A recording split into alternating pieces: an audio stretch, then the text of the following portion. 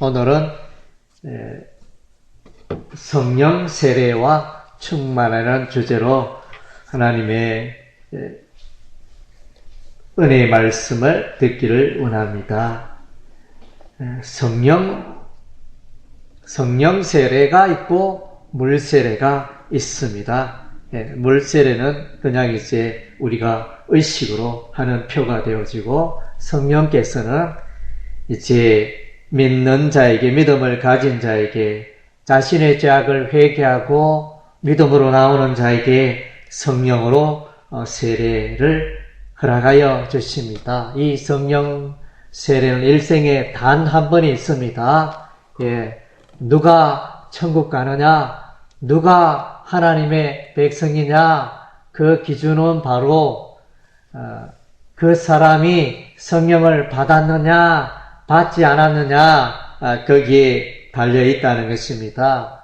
나는 열심히 있고, 나는 여러가지 또 내 나름대로 여러가지 활동들을 하면서 주를 섬겼지만은, 그러나 성령님이 내 안에 계시지 않고 성령의 세례를 체험하지 않았다면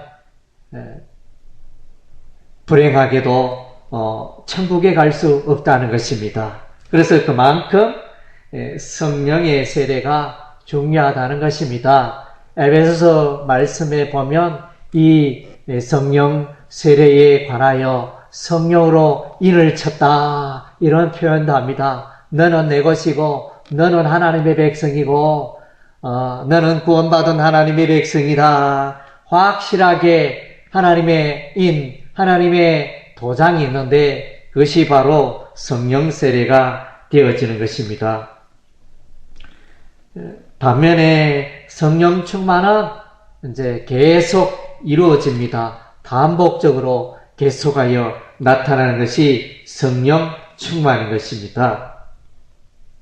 그래서 이제 우리가 성령 세례와 성령 충만의 이 차이를 잘 구분해야 하는 것입니다. 오순절 교단에는 우리의 해석하는 이것보다는 좀 다르고, 자기들은 좀 다르게 주장을 합니다. 그런 이제 교리적인 주장하는 바가 다르기 때문에 우리가 올바르게 잘 붙들 필요가 있는 것입니다.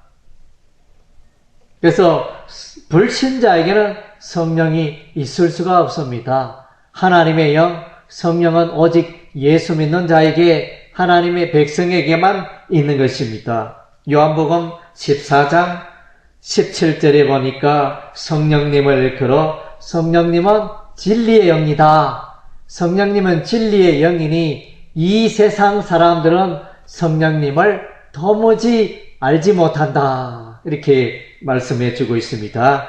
그리고 이제 요한복음 14장 26절에는 이제 보혜사 성령님이 오시는데, 성령님의 대표적인 역할은 예수님의 가르침, 예수님의 진리, 예수님의 교훈을 드러내는 일을 성령님이 하십니다.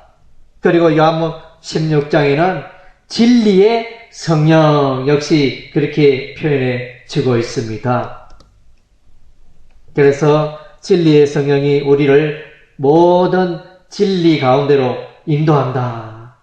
그리고 장래일을 알리시며 예수님의 영광, 하나님의 영광을 나타내는 일을 하신다.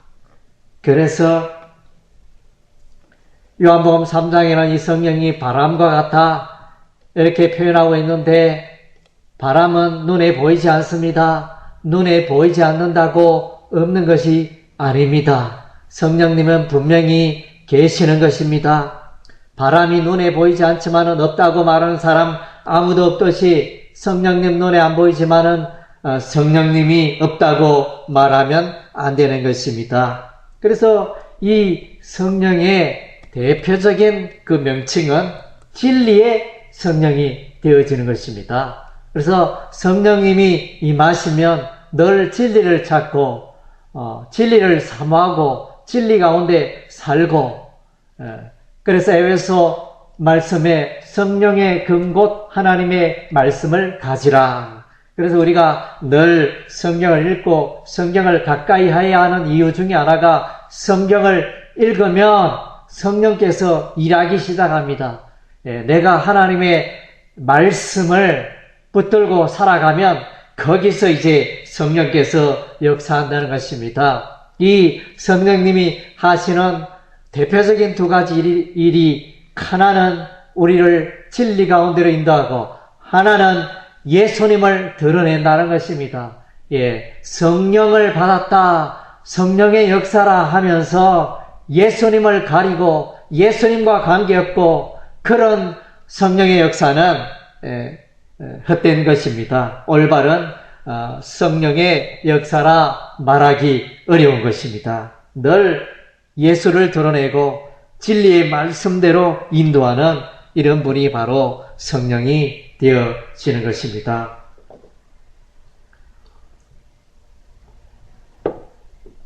그래서 이제 우리가 생각하기에 이 성령님은 과연 언제부터 있었느냐 이런 질문을 우리가 던질 수 있는데 성령님은 이제 태초부터 계셨습니다.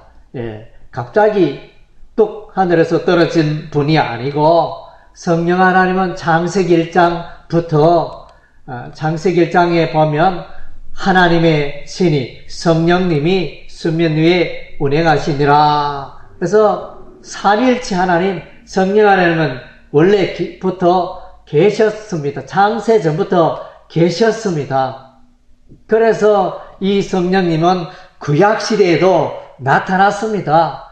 역사하셨습니다. 그런데 구약시대는 이제 특별한 사람에게 나타났습니다.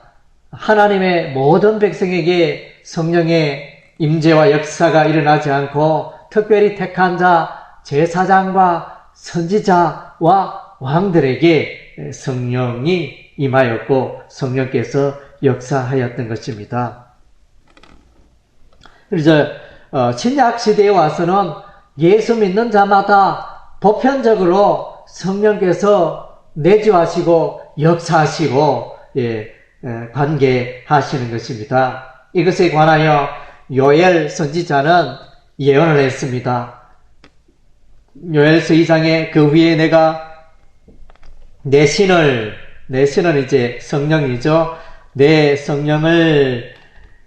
신을 만민에게 부어주리니 자녀들이 장래일을 말할 것이며 늙은이는 꿈을 꾸며 너희 젊은이는 이상을 볼 것이며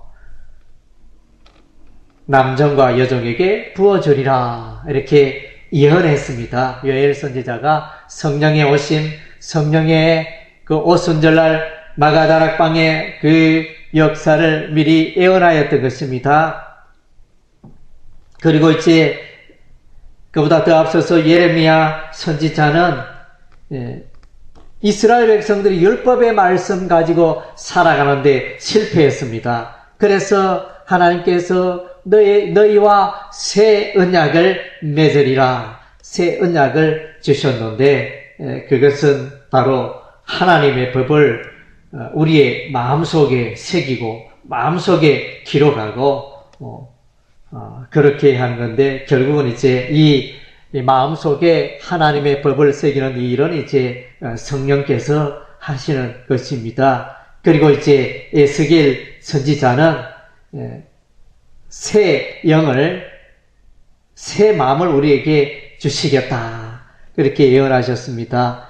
에스겔서 36장에 새 영을 너희 속에 두고 새 마음을 너희에게 주되 너희 육신에서 굳은 마음을 제하고 부드러운 마음을 줄 것이며 또 내 신을 너희 속에 두어 너희로 내 율례를 행하게 하리니 너희가 내 규례를 지켜 행할지니라.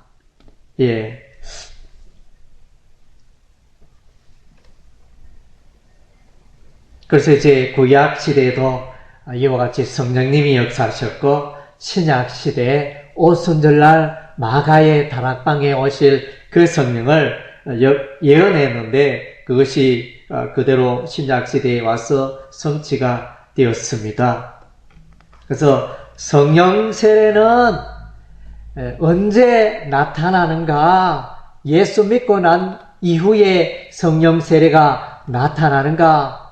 아니면 성령 세례가 예수 믿을 때 동시에 나타나는가? 언제 나타나는가? 이 부분에 관한 해석이 분분합니다. 왜냐하면 성경에 여러 곳에 또 예수 믿고 난 이후에 예수 믿은 제자들에게 성령이 임하고 그런 사례들이 믿고 나서 성령을 받는 사례들이 성경 사도행전을 비롯하여 곳곳에 있기 때문에, 그래서 오순절 계통의 교단에서는 예수 믿고 나서 성령 세례가 있다 이렇게 주장을 합니다. 그러나 이제 그것은 특수한 경우고 보편적인 기준이 아닌 것입니다. 오늘날 예수 믿는 자, 신약시대의 예수 믿는 자, 신약시대의 교회들은 예수를 믿음과 동시에 회심과 더불어 동시에 성령으로 거듭남과 동시에 성령의 세례가 나타나게 된다는 것입니다. 세례 요한은 말했죠. 나는 너에게 물세례 주지만은 예수님이 오시면 너에게 성령 세례를 주리라 이렇게 선언했습니다. 물세례와 성령 세례. 물세례는 이제 의식이요. 성령 세례가 참 진실로 거듭나고 진실로 하나님의 백성된 표징이 되어지는 것입니다. 물세례 받았다고 해서 다 천국 가는 것은 아닙니다. 성령 세례를 받아야 천국 가는 것입니다. 물세례 안 받고 성령 세례 받으면 어떻게 됩니까? 그 사람은 천국 갑니다. 그래서 성령 세례가 있느냐 없느냐 그것이 중요하고, 물론 이제 물세례가 필요 없다 그것은 아니죠. 물세례는 이제 그 사람의 믿음을 보고 인치는 사건이 물세례가 되어지는데, 그것은 이제 겉으로 드러나는 하나의 표식이 되어지는 것입니다. 오순절날 약속하신 대로 성령님이 오셨는데, 성령님이 오시기 전에 예수님께서 제자들에게 말씀하십니다. 사도행전 1장 8절 말씀에 오직 성령이 너에게 임하시면 너희가 권능을 받고 예루살렘과 온 유대와 사마리아와 땅 끝까지로 내 증인이 되리라. 그래서 예수님의 12 제자는 이제 가룟 유다를 제외한 예수님의 11명의 제자들은 분명히 하나님의 자녀요 하나님의 백성이었습니다. 그런데 이들에게도 성령의 세례가, 성령의 강림이 있게 되어집니다.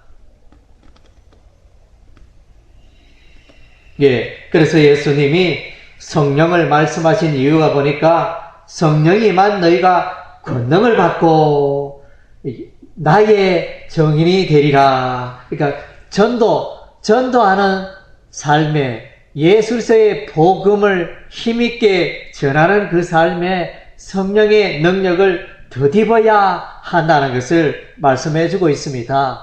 그들이 그때 당시에 이 성령의 세례를 받음으로 그들이 이제 하나님의 자녀가 되었다 이런 선언이 아니고 그런 표식이 아니고 하나님의 일을 더 확실하게 감당케 하기 위하여 이 성령 세례가 이들에게 주어졌다는 것입니다.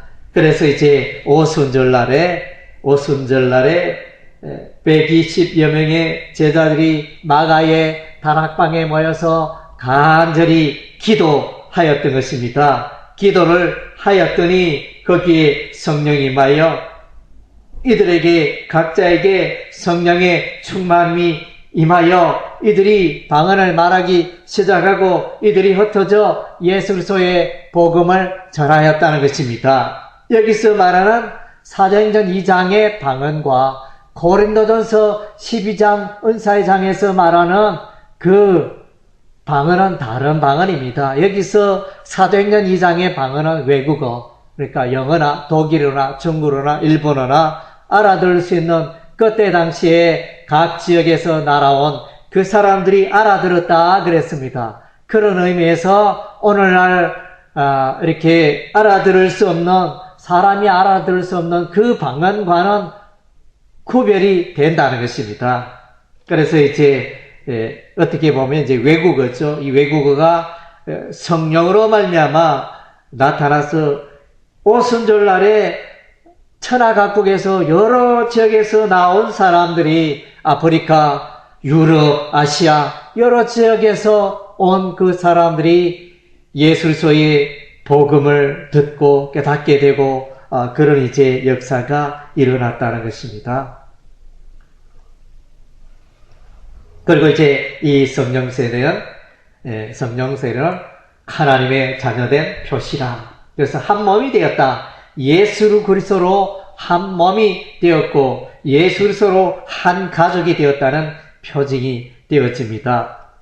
고린도전서 12장 13절에 우리가 유대인이나 헬라인이나 종이나 자유자나 다 한 성령으로 세례를 받아 한 몸이 되었고, 성령으로 세례를 받으면 예수 그리스도의 몸이 되고, 예수 그리스도의 몸이 된다는 것은 예수 그리스도의 지체가 되고, 예수 그리스도의 지체가 되었다는 것은 이제 교회의 멤버가 되고, 교회의 일원이 되었다는 것은 곧 하나님의 자녀, 하나님의 백성이 되었다는 의미가 되는 것입니다. 예, 성령 충만, 성령 세례에 이어서 성령 충만이 있는데 성령 충만은 계속하여 반복된다. 그래서 이제 예수 믿고 난 이후에 성령 세례 받고 난 이후에 일반 충만이 있고 비상 충만이 있습니다. 특별하게 충만해지는 그런 사건들이 있게 되어지는데, 그래서 이제 이런 비상 충만이 있을 때 큰 그 시대에 부흥이 일어나게 되어집니다. 대각성이 일어나게 되어지고, 그래서 우리 예를 들면 이제 1900년도 초에 평양의 장대현 교회에서 거기서 보면 성령의 부흥 운동이 크게 일어났는데, 그때는 비상충만이라 성령의 기름 부음이 평소보다는 특별하게 충만하게 나타나서 그들이 회개하고 예수를 믿고 그들을 통하여 복음 전도의 역사가 일어나고, 그래서 하나님의 교회가 세워지고 방방곡곡에 이 나라에 교회가 세워지고 헌신하는 그런 복음의 일꾼들이 일어났던 그런 역사가 있었던 것입니다.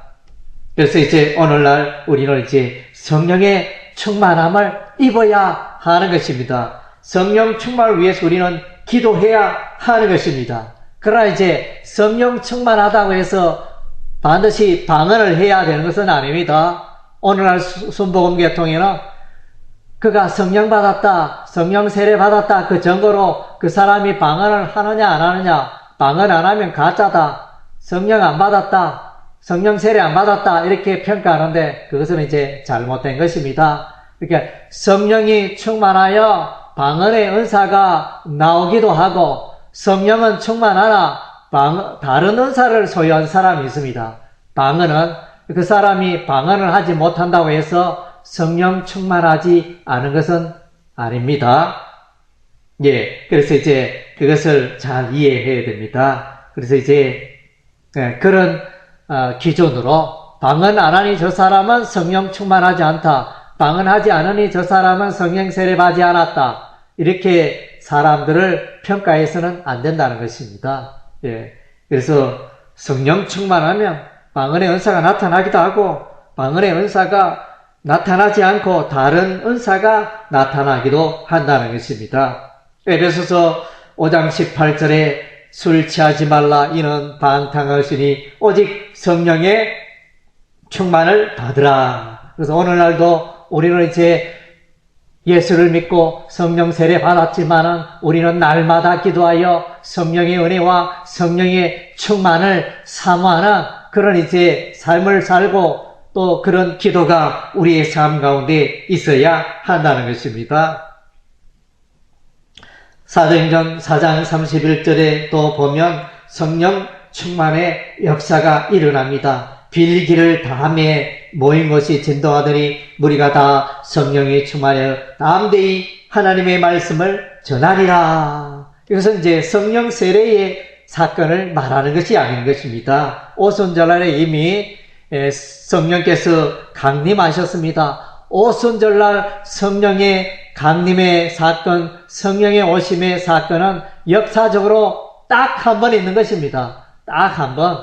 예수님의 초림의 사건도, 십자가 지시는 사건도 딱 한 번 있었듯이, 성령님께서 또 이 땅에 오신, 보편적으로 역사하신 그 오순절날 그 사건은 딱 한 번 있는 사건이었습니다.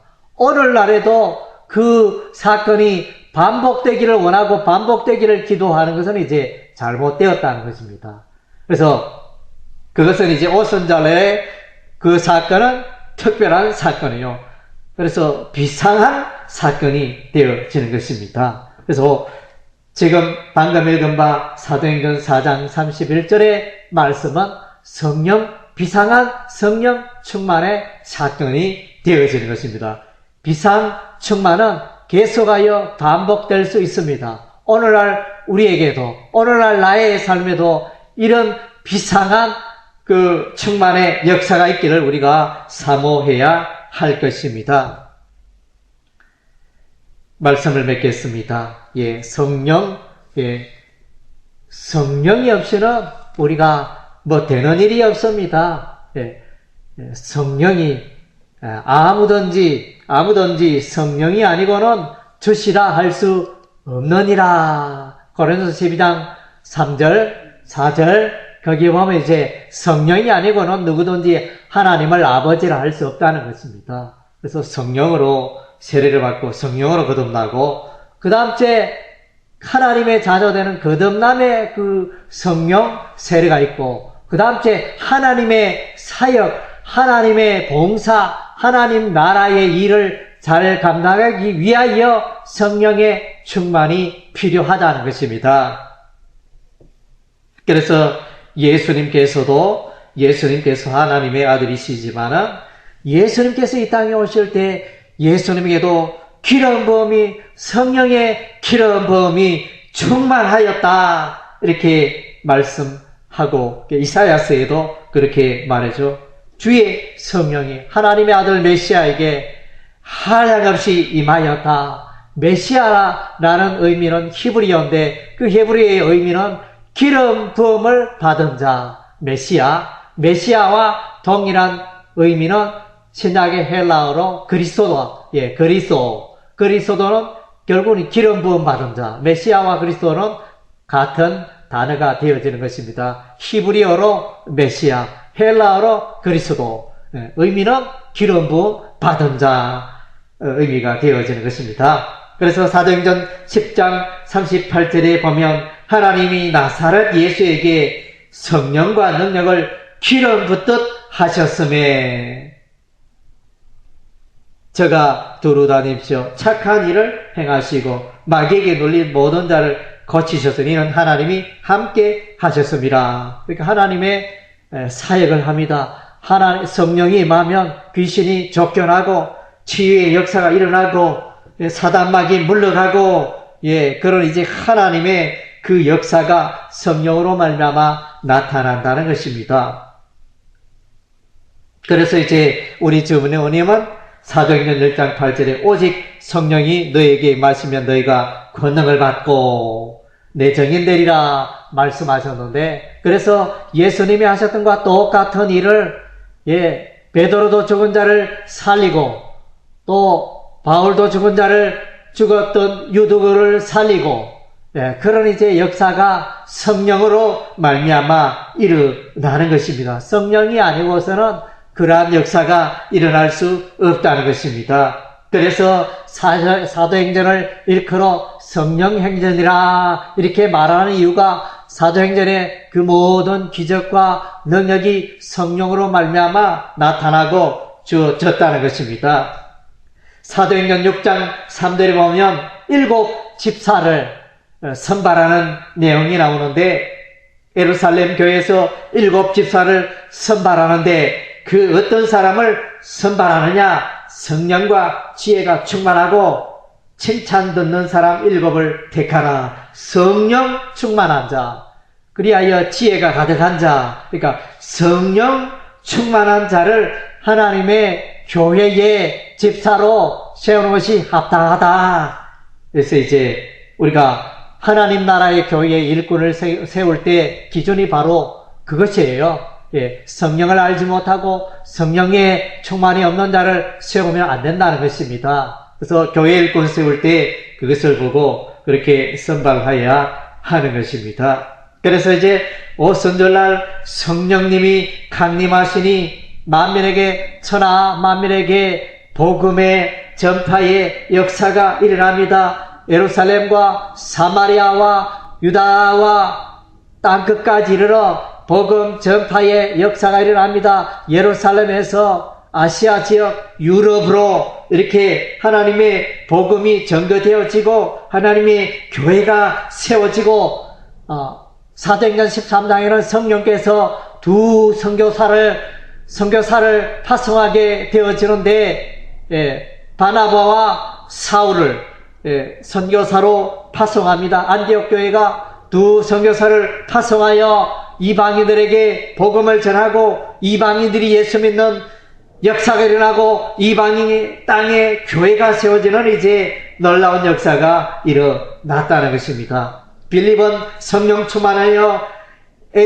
아프리카의 에디오피아 내시에게 나아가 복음을 전하였을 때 그 내시가 복음을 깨닫고 세례를 받고 예수를 믿었습니다.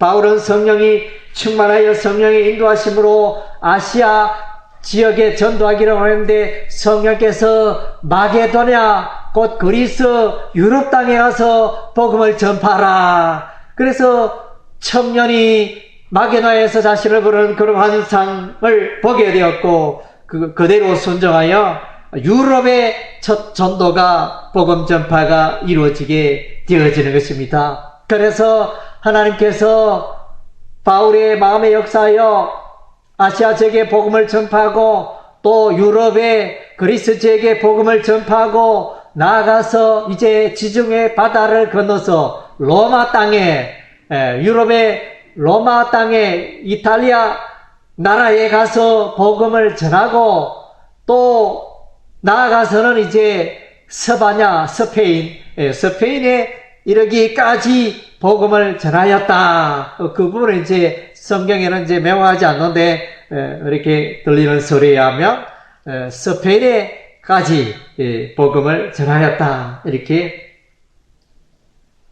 들려오고 있습니다. 그래서 이제 우리는 성령을 받아야 합니다. 저와 여러분 1차적으로 성령의 세례를 받아야 합니다. 그래서 우리는 물론 이제 성령 세례를 받았겠죠. 안 받은 사람이 있다면 또 성령 세례 빨리 받아야 되겠죠.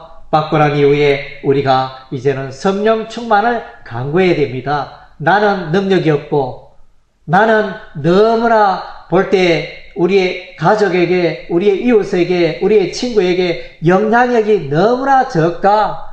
예수 믿은 지 30년, 40년 이랬는데 예수 믿으세요 말 한마디 못 건넨다. 이건 뭡니까? 성령이 충만하지 않다는 거예요.